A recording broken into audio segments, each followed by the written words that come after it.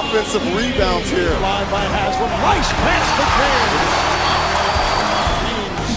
James. Setting it up again for Anderson. The Indiana Pacers have always been a division underdog, and for good reason. They tend to be struggling throughout the season. And in this video, we'll take a look at some of the problems the Pacers have had and are struggling to deal with. So let's begin. Well, by the looks of it, the Pacers have been outscored for a fourth time during the fourth quarter in 4 of their 6 games this season. Our analysts say that the thing the team needs to do is make a statement. At the core, one of the biggest problems is that they've lost competitive confidence. I mean, look at it. The Pacers were completely being outclassed at times in the first 2 games against the Miami Heat. Losing Oladipo for all of Game 1 killed the Pacers offensively, even though they stuck around for most of the game.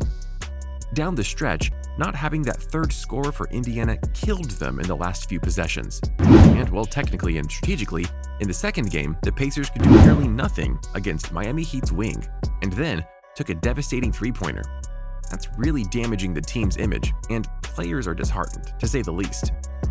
Well, the more specific issues that the Indiana Pacers have are the ones that have been around for a long time now.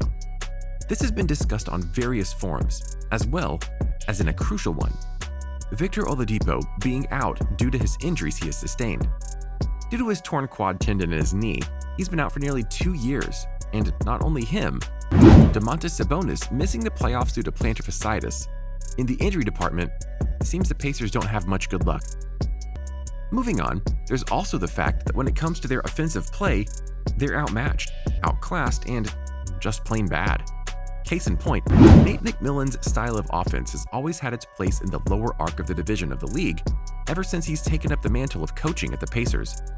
People are noting how there was almost none to zero ball movement, pull-up threes early in the shot clock, and lack of presence on the inside.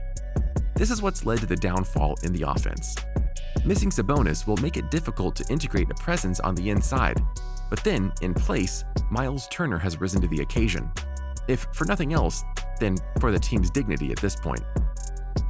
The offense is at most times just there, inactive and dormant. It's just surprising to watch Duncan Robinson get switched onto him and not post him up every single time. If the fast break isn't there at the right time, then offense quickly changes into a one-on-one dribble drive with hopes of getting it into an open shooter. The Heat, on the other hand, is creating a triple-team wall that usually gets a turnover as a result. Another thing worth mentioning is that the Pacers are almost blind to the fast break opportunities. During Game 2, there was a play where Bam Adebayo collapsed going for a layup and so was out of the play. Malcolm Brogdon brought the ball up in a 5-on-4 situation. You could tell that he was considering to drive, but pulled the ball out and let Adebayo get back on defense and then attacked the same spot. Instead of having only 2 players close on him and creating an open 3 for Oladipo, it turned into that 3-player wall, and turnover was the result. Additionally, another thing that might be affecting their performance is the Pacers' inconsistent performance in play. To put into perspective, the Pacers started off the season with a 4-2 lead. The team was outscoring their opponents in 5 of the 6 third quarters, and even on a gross average, the Pacers put in an extra 10.8 points per third quarter. However, the catastrophic downfall of the team comes with the fourth quarter opening. Safe to say, it hasn't exactly been easy for the Pacers in this quarter. First off, the Pacers have been outscored 4 of their last 6 fourth quarters, and they gave up a free 4.2 points per game to the other team in the fourth quarter on a gross average. That's dropping around 6.6 points, which are very pivotal to determining a team's position and confidence. And well, that is also to say that luck hasn't been on their side either. And while that's up for you to believe or not, as on the December 29th game against the Celtics, which they eventually lost, it was noted and discussed amongst all audiences and analysts that there was just some very unfortunate scoring problems. This time, they were outscored by a stunning 16 points during the play, and then proceeded to give up a 17-point lead to lose the game 116-111. Now that's frustrating. Similarly, in the Knicks' loss, they were beaten in both the third by 1 point and fourth quarter by 4 points, humiliatingly. These 5 points ultimately determined the winning and losing of the team. Seeing these mistakes, patterns, and errors, it isn't exactly easy to narrow down the problem with the Pacers at this point. seeing as there are a myriad, but I think we can compose a draft of the problems that are seemingly holding them back. So starting off, the Pacers need to acknowledge the fact that they lack almost disproportionately in the fitness department. Because of the COVID pandemic hitting this year, the Pacers, like other teams in the NBA, attended most of the preseasons online and via video calls. This might have cut down on their strength and conditioning training, and their measly gas tank can be seen in the games they play. If they plan to win any games in the near future, then they will need to build that stamina back up again. And then, Coach Bjorkgren, who's done a rather decent job of organizing the halftime adjustments, he needs more on-field tenure to effectively improve the team. Or, rather more accurately, he needs more experience as a coach to actually know how to win games. Another problem has been, like I've mentioned before, is the pot of bad luck that they carry around with them. See, the Pacers have always had a defensive-heavy approach to their style of play, one that actually gives other teams a run for their money. But then this aggressive strategy of play has cost them a lot of fouls, unfortunately.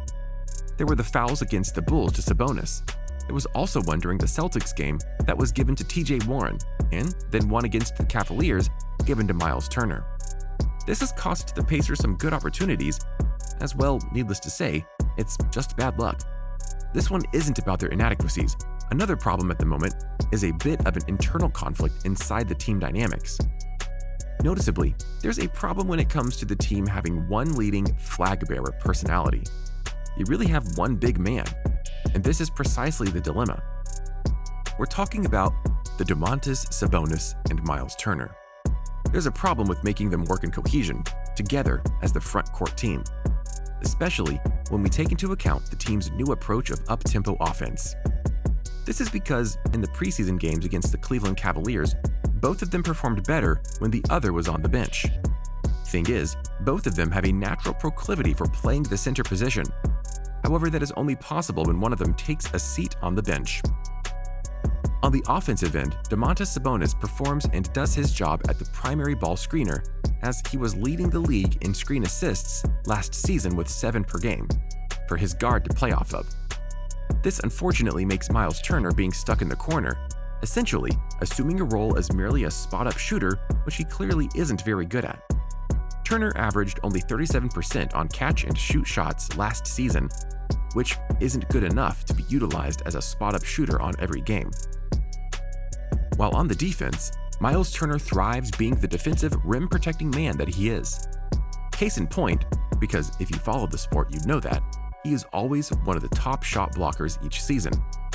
This leaves Sabonis to defend stretch fours out on the entire perimeter, and that isn't very efficient. Far from ideal.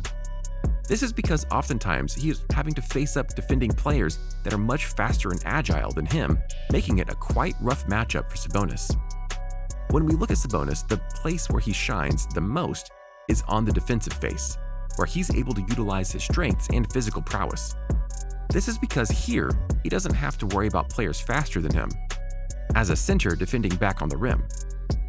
Now, to make them work together on the front end, well, that's a task that's set out for Coach Bjorkgren. Chances for the team to bounce back are slim, especially as we consider the contract deal of Nate McMillan, who was handed a 1-year extension, making the next season the last one. And then Oladipo is also set to hit free agency at the end of next season. These are important players if the team needs to survive. But things are going to not only be different, but difficult. That's all for today, folks. If you have any questions or suggestions, please feel free to add them in the comment section of the video, and we'll get back to you. Give this video a thumbs up, and don't forget to subscribe to our channel for more videos. See you next time.